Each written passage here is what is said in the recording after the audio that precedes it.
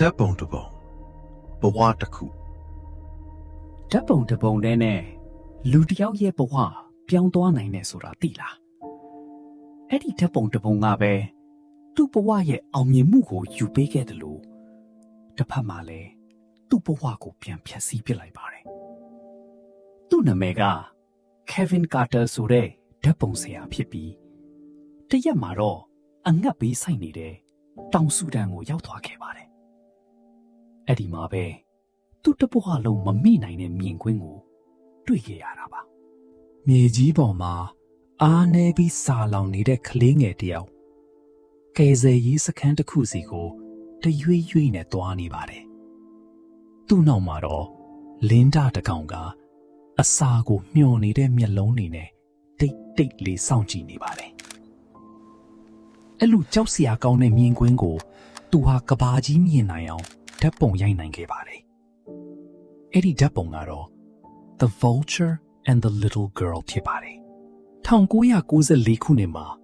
ဒီဓာတ်ပုံကြောင့်ပဲသူဟာ Pulitzer Prize ဆုရရှိခဲ့ပါတယ်အချိန်ခဏလေးအတွင်းမှာပဲသူ့နာမည်ဟာကမ္ဘာတစ်ဝန်းမှာလူသိများသွားခဲ့ပါတယ်ဒါပေမဲ့အောင်မြင်မှုနဲ့အတူမိခိုးတွေကလည်းလိုက်လာခဲ့ပါတယ်ဓာတ်ပုံရိုက်နေချိန်မှာ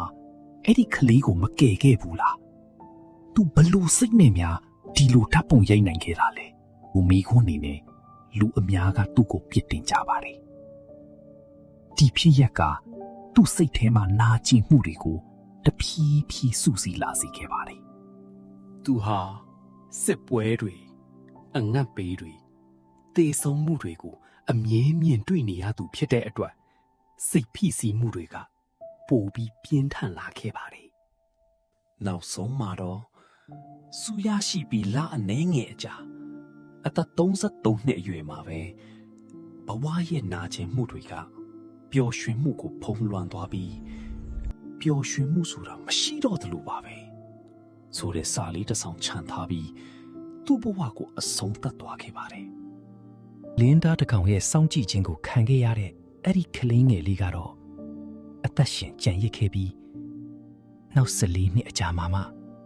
နေမကောင်းဖြစ်ပြီးဆုံးပါသွားခဲ့ပါတယ်ဒါဆိုဓာတ်ပုံတစ်ပုံကကဘာကြီးကိုအမှန်တရားပြသခဲ့တာလားဒါမှမဟုတ်လူတယောက်ရဲ့ဘဝကိုဖျက်ဆီးခဲ့တာလားကဲဒါဆိုလို့ရှိရင်တော့ကိုယ့်ရဲ့လုပ်ငန်းတွေတိုးတက်ဖို့ကိုယ့်ဘဝအတွက်တိုးတက်စေမယ့်ပညာရပ်တွေကိုလေ့လာခြင်းနဲ့ဆိုလို့ရှိရင်တော့ Creative Academy မှာသင်တန်းလာတက်လို့ရပါတယ်ခင်ဗျာ Creative Academy မှာပြန်တွေ့ကြပါမယ်ခင်ဗျာ